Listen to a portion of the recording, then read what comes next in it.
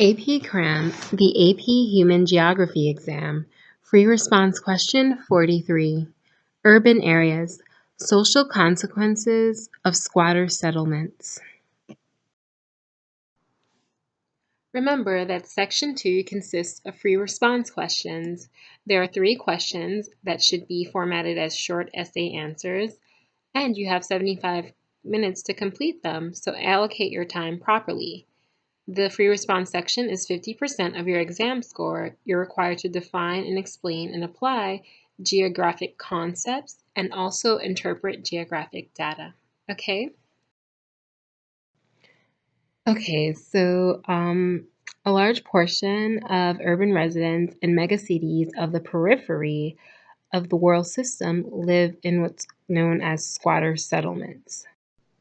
What you are to do in this task is give a detailed account of 4 social consequences of the rapid growth of squatter settlements, such as this one pictured right here. Okay?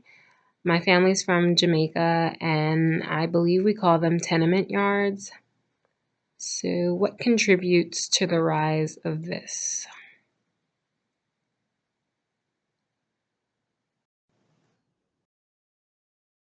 All right, so I'll give you a moment to formulate your thoughts and write out responses if necessary about what the social consequences are of the rapid rise of these squatter settlements in periphery countries. And while you're forming your thoughts, for those of you who don't know what a periphery country is, it's a country that's less developed than a semi-periphery or core country. A core country would be the United States. All right. And these countries usually receive a disproportionately smaller share of global wealth. If you want to know what a semi-periphery country is, those are places like Mexico, South Africa, India, China, all right? Somewhere between developing and developed. The first social consequence that's notable is unhealthy living conditions leading to high morbidity, that's sickness, and or mortality rates in squatter settlements. That's kind of obvious.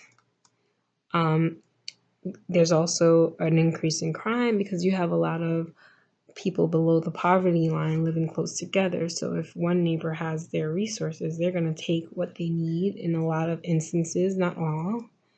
Visual pollution. I mean, who wants to look out and see something like this? Okay.